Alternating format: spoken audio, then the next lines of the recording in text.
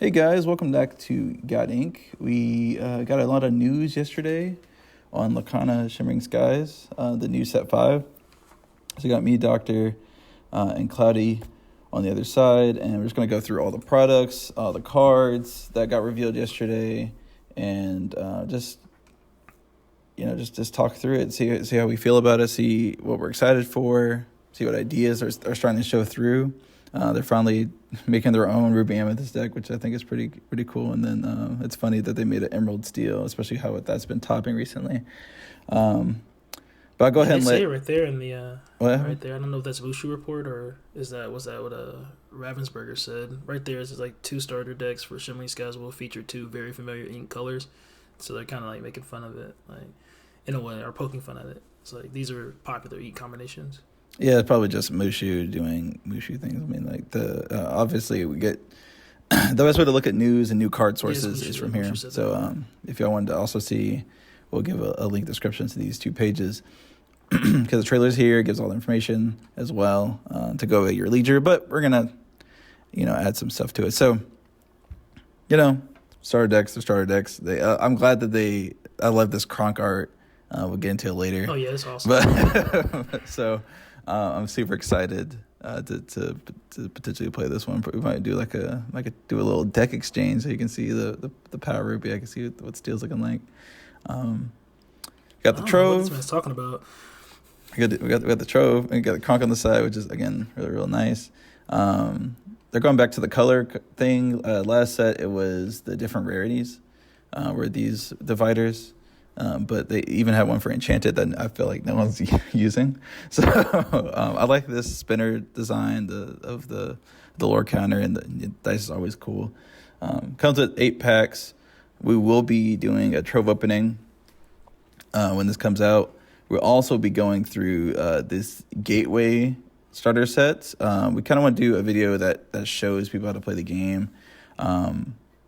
And kind of give the rationale. So we're going to be playing this as if we were a new player, and I might get one of our friends to come on the other side of the table, so it's actually like a person that's actually learning instead of just two more experienced players. But we did get we did pre-order this Trove, this, and I think I got this playmat, the Casa Madrigal playmat. All of these are available right now as if we're recording this on Best Buy's website. It won't be available to the big box stores release of the product, but as of right now, you're able to pre-order all the things I just mentioned. So I went ahead and did that for you guys, and we're going to do a box opening of all these things on camera. These are the new sleeves and deck boxes. I'm probably gonna pick up this Aladdin one, because I love them. I love them so much. They finally give us Lorcana back, like the card back sleeves. So now you can double sleeve your deck. Because these are known for maybe the sleeve quality, maybe they're increasing the sleeve quality with this set, but typically these sleeves have been very cheaply made. And they break really easily. Unfortunately, yeah. So I wouldn't recommend buying these sleeves unless you've seen a review of them first, or your friends bought them first, or you collect them, or what have you. But I'm glad to see that this is an addition to the sleeve lineup. The regular card back. So at least you have. So now you can play the game as if you had naked cards, but they're still protected. All right, so we're gonna go straight to the card reveals after that. They finally brought Wreck-It Ralph characters in. I have another tab at the top here that we're going to go through with more Wreck-It Ralph characters, but this is going to be like a mix of the first characters revealed plus a few extras towards the end, and we have some opinions about the ones at the end. So it looks like a 2/2 Venom would be probably a shift target. Princess Hero, so she I will acknowledge that this is the first card with Racer as a subtext. So we got the Racer subtext. This probably will matter. Hopefully will matter. It looks like it will with the rest of the racers that are going to be on. But yeah, it's a standard 2/2. It's an amber. Yeah, just ship target. So yeah, but it looks like there's going to be like a nice amber Amber Ruby deck potentially in this next set with the way that everyone else is going. But yeah, so you got Vanellope, random roster Reister. Remember from the movie. This one is a really good card, especially with Diablo out. So it kind of takes the spot of Peter Pan's Shadow, not sewn on. Now it's a 3/3 rush, and now it's not. It can take out like a mini, like a Surfer mini. Yep, definitely can. It only gets rushed for that turn, so if you might still want to tech in at least one of those Peter Pan Shadows to have like a constant evasive, because this is still a rush unit. But it's uninkable. It's a 4-drop. It quests for 2, just like Peter Pan Shadow. So it's a solid addition to the Ruby lineup, and it actually gives you some independence away from Amethyst as well. So just in case you can't run them because you're not running Amethyst, now you have an option to deal with your Diablos of the world and your Peter Pan Shadows. Like I said, I mean, not your Peter Pan Shadows. Your well, I guess you could take out Peter Pan Shadow with this card since you won't die. That card hits for 2, so. Yeah, that actually is a good answer for that card, actually. But yeah. So all the evasives with 3 bodies. Maybe you can do like support into that too. There's quite a bit of take you do, especially if you do like an Amber Ruby combo. Now we got Wreck-It Ralph. Finally, Wreck-It Ralph's in the game. It's 1/4, gains lore for having damage on them. I gotta check the rules, and we might talk about this when it gets closer to this card coming out. Readying the character, gaining a lore for every damage on him. So, the max you can get is about 3 lore off of him. And your opponent has to respond to him at some point. If you have some kind of buff on him, so he's doing more damage and making that trait a little bit less favorable, it's going to be in your best interest. But I think the idea is get him down about 2 and then force him to use something on him, like a Let the Storm Rage on, or something like that caliber, a boom. Let him take the heat. I think that somehow buffing him and maybe doing like a LeFou or something like that to ready him post a trade as well can also be very good. And then let's say like your opponent has your 1/3 mini out and then like a 2/3 body, and they're both exerted, and you're able to somehow buff him for like 2 or something like that. Have a restand ability. So you can take out the bigger one, restand them, get the lore from the restand, and then take out the smaller one. And then hopefully your opponent won't have a way to deal with them. So if he readies at the start of your turn, it then gets you the 3 lore, and then you get to do whatever you want to with them after that. I think as an early lore gain before he goes away and your opponent has to, like you said, has to deal with them, I think, he's pretty solid. You can argue that maybe in like a healing style deck as well, you can heal him with Rapunzel, and then he gets to go again. That also could be something that's not bad either. So the only thing holding him back, of course, is his low strength, but obviously the intention is to probably buff him before you do something. I was thinking you could do like a Lumiere turn 2 to... He could sing Teeth and Ambitions as well. So he could use that on himself, and if that clears the enemy's board and they don't have a way to deal with them, that's also another thing you could do. Yep. Definitely if you put a 2-drop on before that. Bad-on?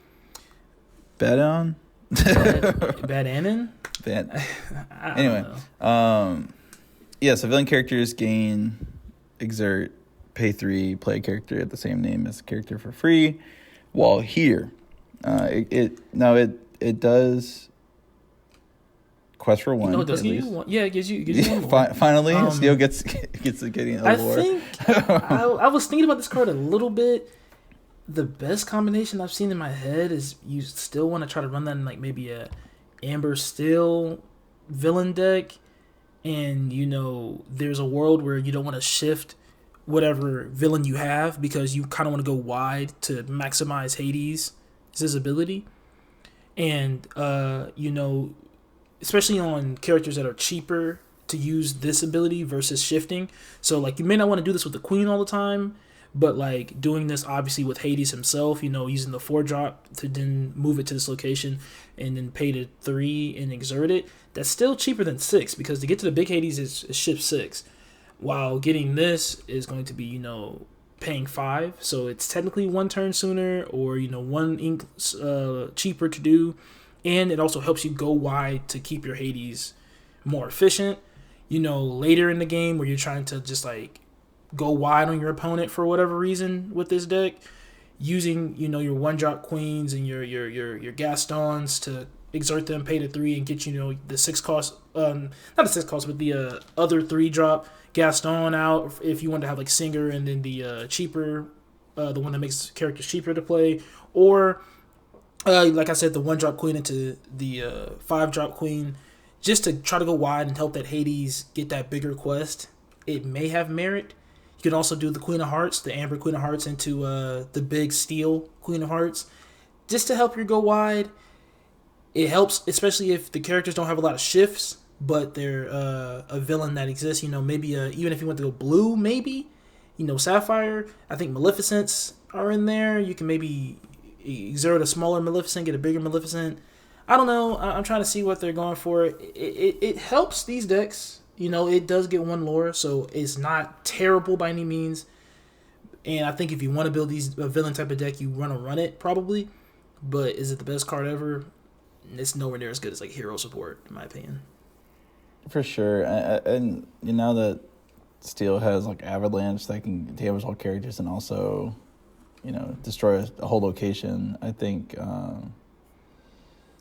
this might not. It does take 7 to beat, so it doesn't get Maui'd instantly.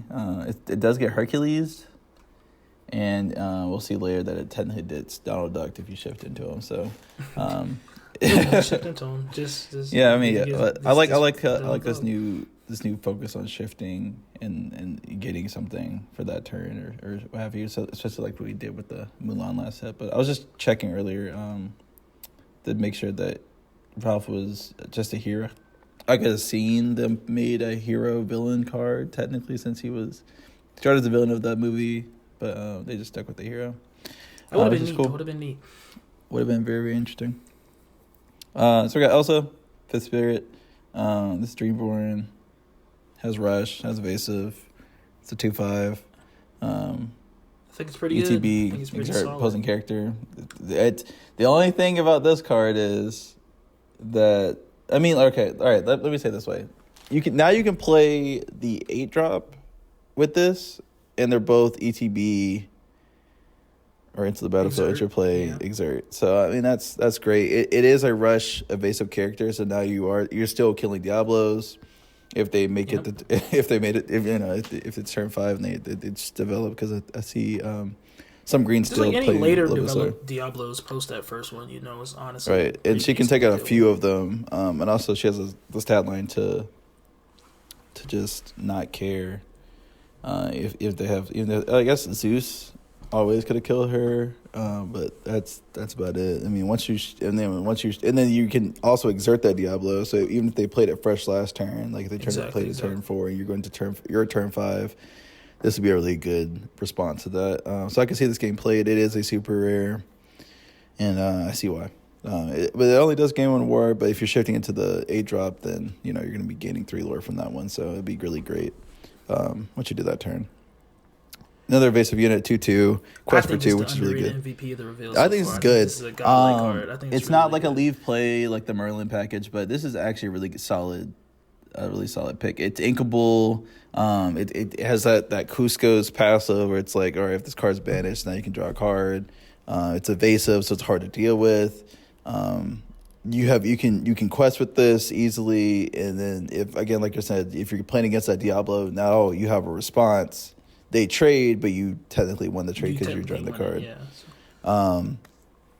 So yeah, there's all those things, and I think it's only an uncommon too, so we're gonna see these very prevalent in the middle. If you're playing, sealed or draft or whatever, pick that card up. This card is gonna win you games, I promise you. That quest for 2 is gonna be really annoying. Force your opponent to do something, and when you force your opponent to do something, you get the value of drawing a card. It's a win-win, man. It's a good crab target. It's really, really good. It's very good. Everything about it is amazing, honestly. I think you can argue like, oh, well, it gets swords, but like, again, like I said, you get the +2, like you get the draw, so it's like you're also forcing the swords. So I mean, like they can swords exactly, later. Man. They don't deal with this card. It's going to just keep questing, and super awesome pickup. Really, really good. We got Kristoff. For each common card in the discard, you play one less for this character. So it's their Chernobog. So another Chernobog. I guess like this is like Steel Song's late game card. I don't know. Is this what they want? It has like, bodyguards, so it can ETB exerted, take a lot of damage if you have some people on board that you want to keep up. I might run this in my Ruby Song deck that I'm cooking up. It does quest for 3, so you can close out a game. Lady Tremaine. Lady... You mean Madame Medusa? Not Lady Tremaine, Madame Medusa. I'm sorry, Madame Medusa. Yeah, I mean, it depends on which part of the game. Like, by the time you have a bunch of star songs in your discard to play them, I don't think it really matters. I don't think they're really holding Madame Medusa at that point. If they are, there's other cards in Amber they're probably targeting with the Madame Medusa before you even get this card out. It is uninkable, though. So it is uninkable, yeah, so you want to, like, it's tough. You hit them early, it's tough. You kind of want to top deck them late, obviously, and be like, okay. Yeah, I mean, he's probably going to be the one of, just like all the Chernobog lists, so I don't really see he's that being better than Chernobog because he doesn't put the songs back into your deck. So you can technically, if you hit multiple of him later, it's not as bad. Yeah, I guess that makes sense. So I guess maybe 2, and then you can develop 2, and then that'd be really good. I didn't think about that. It does, yeah, you're right. It doesn't have that recursion. But Chernobog is like the only way. I feel like we're getting closer and closer to Mildex and Chernobog, because I do know from our experience at the Chicago Challenge, someone did get decked out as a loss. Like they were triple whole new world did. It was just ridiculous. But anyway, yeah. So that good to see. Donald Duck, love Ruby. I love his art. This art is really Shift cool. 4, love the art. This is like if anyone's been to Disney parks, if you had a chance to go to the Riviera. There's a restaurant at the top, and there's like a similar looking Donald Duck there. So he's chefing up in here. It's a shift 4, so it's not too terribly cheap from the 5 compared to like a steel counterpart, but still a stellar card. When you're shifting, each opponent loses 2 lore. So in a pod format, I honestly don't really think you good. need to shift them, to be honest. Like in a pod, it's cool to shift them. But like against your opponent, you don't necessarily. We're getting closer and closer to a lore loss deck. So I might be able to, depending on how much support we get from this set, we might be able to actually put a deck together. And I kind of like the lore loss concept, not only because I want to play Aladdin, but just because, like, all right, you can't just. Now your lore is not 100% safe. Like you can't just gain the lore and then like, all right, I plus to that, and I'm getting closer to the finish line. I can do X power turn later, and I'm looking good. Like it gives you a little bit more complex, a little bit more to think about when you can now start losing that resource during the course of the game. So depending on how much extra support we get other than this, as far as lore loss, I know there's like another card in the Wreck-It Ralph thing we're to get into in a bit that has lore loss, but I think it's going to be it'd be an interesting deck to have. And then also, if while an opponent has 10 or more lore, now you're hitting for 9/6.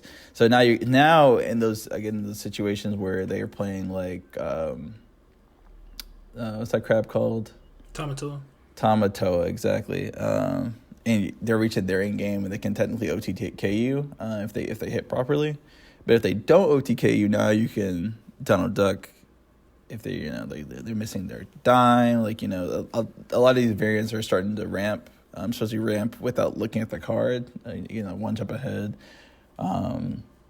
Mickey's and things like that. So if they're at 10 lore, now they can punish that and try to regain the game.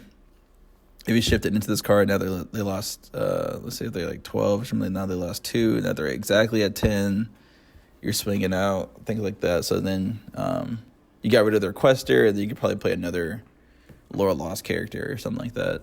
It is a legendary, so we'll see how it goes. I do like this art. You can kind of see the tables in the background, but Clyde, anything to say before we move to the next card? I potentially run this in a Ruby Steel list.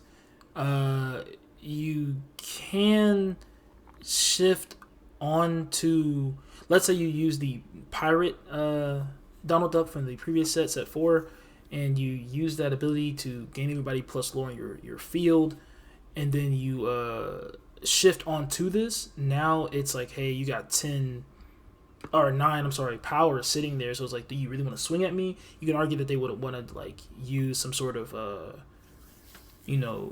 ability like a song or an action or something to deal with you, depending on the trade you did.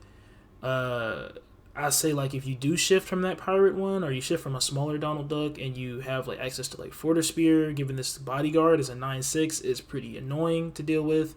You can also use One Last Hope, giving him resist 2, and he can challenge a ready character, so he can deal with the Tamatoa once it's slammed, and that seems pretty good. And he will take like relatively no damage from the trade, only 2 damage. Exerted, resist 2 for the entire turn, so like they can't, if they want to swing a lot of things to deal with them, not only will it be a tough swing, it's going to kill it. Maui can kill it.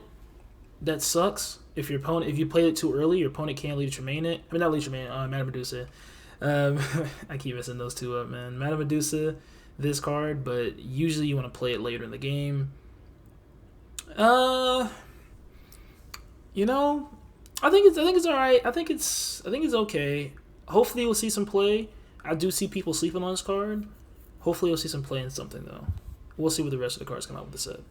Cool. Now we go to the best art of the game. Yeah, this is one of the best arts of the game. Kronk had its security 6/6. Shift 5.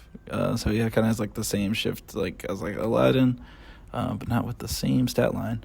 This is a starter deck card. I'm gonna be real. This is just a starter deck card. You can't really play this card that well. But he looks nice. I really want to see him. He looks amazing. He's just like Anna last set. You play it in the starter deck. You play it when you have fun, when you have the pack. You starter deck tournament. Oh, got my Kronk. Guys, you're not playing this, man. 7 on ink. You have to shift 5. Hopefully they give us like a vanilla 4 Kronk. They're gonna probably have more Kronks in the set. I mean, we saw them in the animation. If you haven't seen that already, but yeah. So we probably gonna get at least 2 more Kronks, but. Yeah, probably 1 in steel as well. So yeah, we should be good. I mean, we're probably gonna see a 3-drop Kronk like we saw 3-drop Aladdin. Yeah, I mean, he's cool. You if your hand was a LeFou and a 5, cost character or less or whatever, you can get out 2 cards off of 1 challenge, banish. So that's cool. Yeah, he kills Maui. He can kill Maui or whatever. They trade he can kill Maui. But yeah, I mean, steel red looks pretty good. Scar has ward 4/2. Draw engine. If they're damaged, draw engine. I mean, it's whenever another character challenges another damaged character, so it's like ping maybe into a swing. Ping swing. Or trade multiple things and then you draw or something, but or like you put down like a Tinkerbell and then put down a Tinkerbell. Try to clear the board or something like that, but don't want to exert this. That's why they give reward. Yes, that's why I give reward. Yeah. Exert this. Yeah. I mean, if it gains evasive for whatever reason, that'd be a reason why you exert it, but. I think it's just another rare starter deck card. I'm gonna be real. It's another starter deck card. So we got Merlin next. Our first tutor, a second tutor. This one's the first one that you can just search anything. It's like your demonic tutor if you're a Magic player. Again, another shift 5, but this one has a 6 stat line. I think it's more like a Mulan. Again, like I said, quest for 2, 3/7, so it does get Medusa. And then you shift to play them, so you can do like a turn 4 blue Merlin or like a Merlin Rabbit into this card, and then you can search for any card in your deck and shove your deck. Yeah. Simple as that. I don't think anyone other than Sapphire is going to get the ability to search the deck. I could be wrong in the future, but I think this is fine for Sapphire because the big question is, I'm scared, man. Search for what? And then it's like, I'm scared. The support Merlin in blue is a good candidate because it's harder to deal with versus the Merlin Rabbit. Merlin Rabbit gets brawled and a multitude of other things smashed. But the support Merlin is a 3/4. And then like shift on top of the goat if you really, really need it. Yeah, there's that. Yeah, but I'm saying like he still gets smashed, still gets a few things. But yeah, goat is a bit harder to deal with. but it's also like, what are you looking for? You know, what are you pairing? So like, purple is not super strong, so I'm not super scared yet. We also don't have other reveals, so we're gonna see what the vibes look like. But for right now, it's like, okay, here's like your demonic tuner, but you're forced to play with black cards, and depending on how the rest of your deck works, we'll see how it goes. But I definitely see a list that's gonna try to use this and probably be successful. But the real question is, what are they searching for? What is the next? That's the big question. Is what exactly what you're searching for? Probably some sort of song. I don't think a whole new world necessarily, because you'll be spending 5 of your ink immediately to get to this Merlin.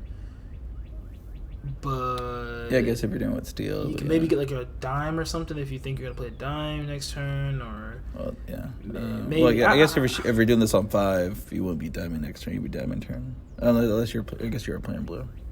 Never mind. You're one turn ahead. But I guess you're doing this on 4 potentially. That's another thing. Yeah, you can't acknowledge the fact that you can kind of get yourself ahead and playing this relatively fast. You maybe like get like a sword or something to deal with somebody's board.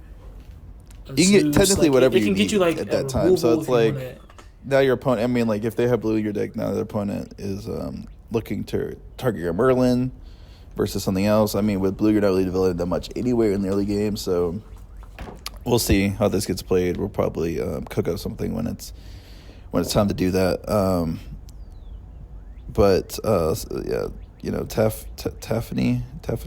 Taffeto. Okay. I haven't seen this movie forever. Starter deck card 2/2/2, quest for 2, uncommon. Who cares? You're welcome. And shuffle, and then draw 2 cards. Again, another potential for Yzma.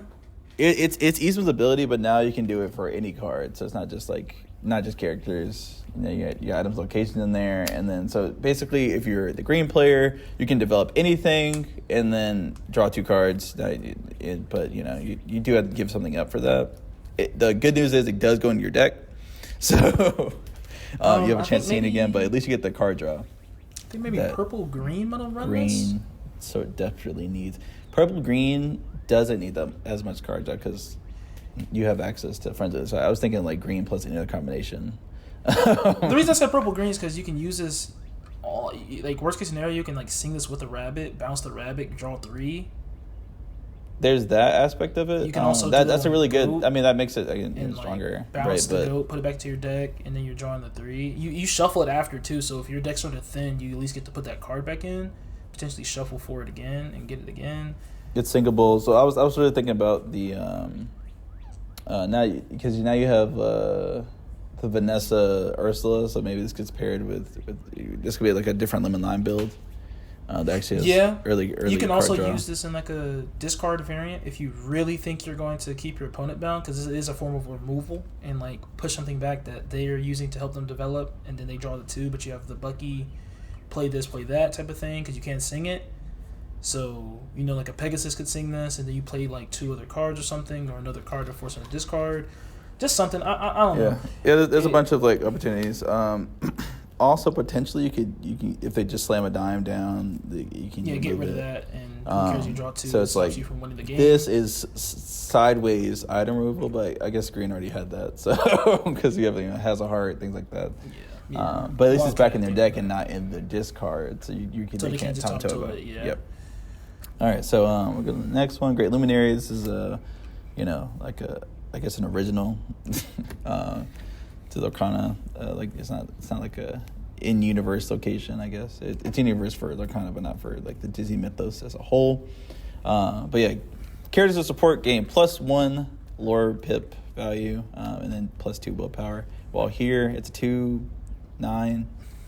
Just lets the people quest for more. Lets people take more hits.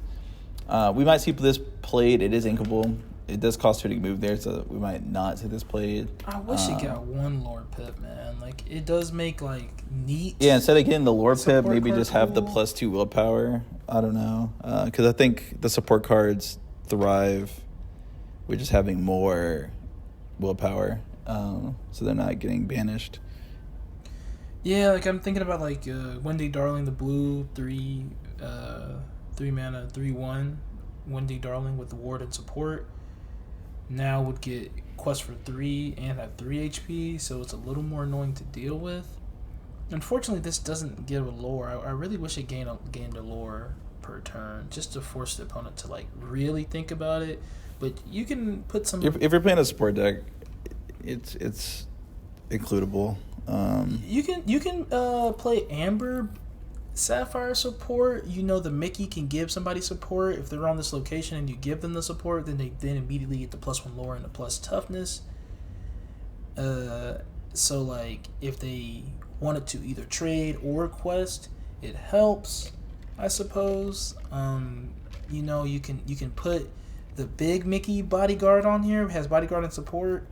That gets +1 lore, +1 toughness. Same thing with Maximus, gets +1 lore, +2 willpower.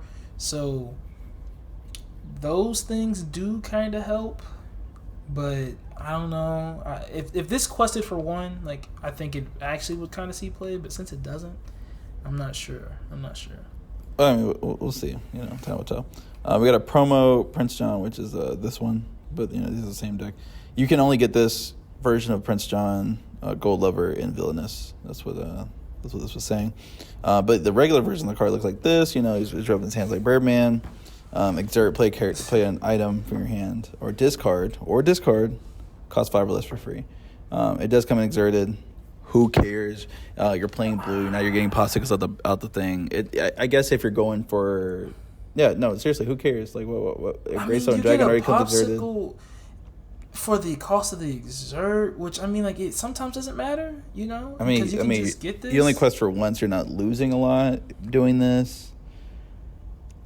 He could be restood if you're pairing this with Ruby. There's a few things you can do with this. Okay, so if you try to restand them with Ruby, then you can kind of use this if it survives with like a Tamatoa. You can. So now you can heal your cards with the popsicle. Yeah, heal your card with the popsicle, bring it back. Yeah. There's a few things you can do with this, but I do like this version of the art. We might have to get Villainous just so I get this version, but just so we have it for the collection. But yeah, I do like this promo.